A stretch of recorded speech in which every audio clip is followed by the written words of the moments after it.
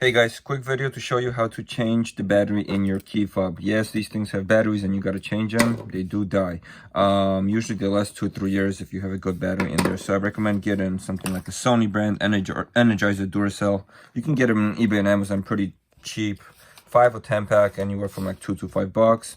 So there's 3 types of batteries that usually are in these: CR 2032, CR 2016, or CR 2025.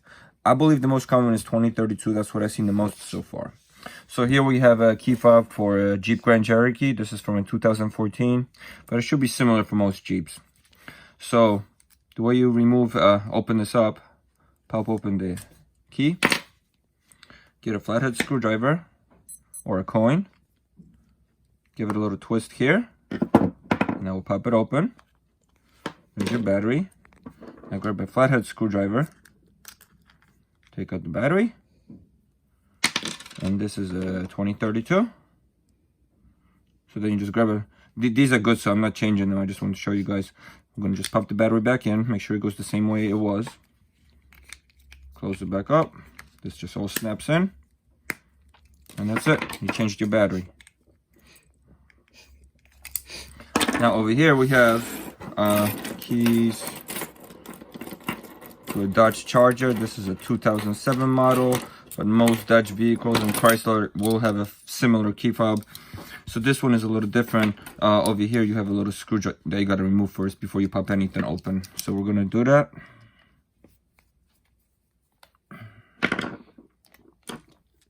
And you can grab a flathead. There's a little space. There's always a little space to pop it open.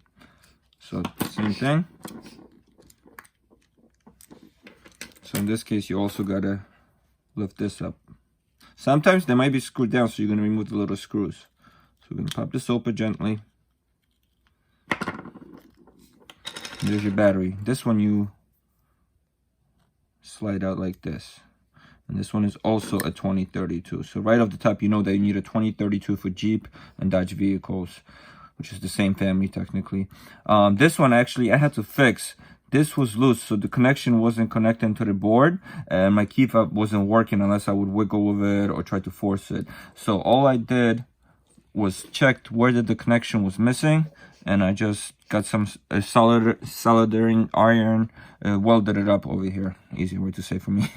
So, and that fixed it. So they can break, but they are easily fixable if the connection is just off. So, you know, that's one tip if it's not working after you change the battery. Alright, so now we're gonna just, we got the fresh battery in. There's a little grooves here, so line that up. I'm gonna pop this back in. Close this back up. So in this case, it didn't matter if I put it back in here or on here. You can go either way. Sometimes you have to put it into a specific compartment. Put the little screw back on.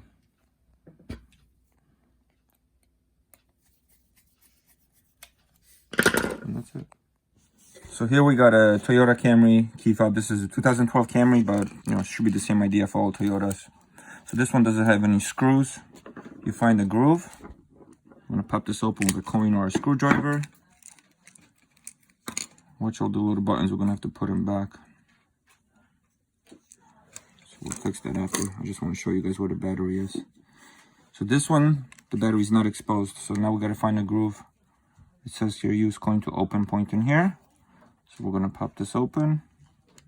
And there we go, there's the battery. That's a 2016. So there's little tabs here. Now we wanna push back and just pop the battery out. And get a fresh battery.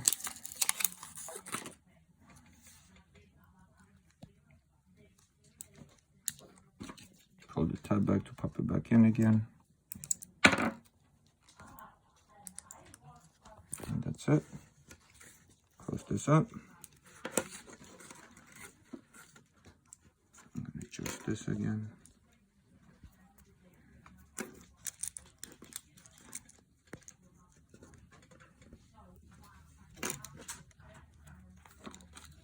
Put this back.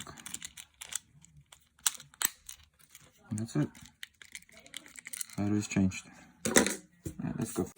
So hope this was helpful for you guys. Once I have more key fobs handy, I'll try to do couple more videos if they're different. But remember, this is the batteries you need. Some flathead or Phillips screwdrivers, a couple minutes of your time, and don't be scared to give it a try. Thanks for watching. Please subscribe. Got more coming for you.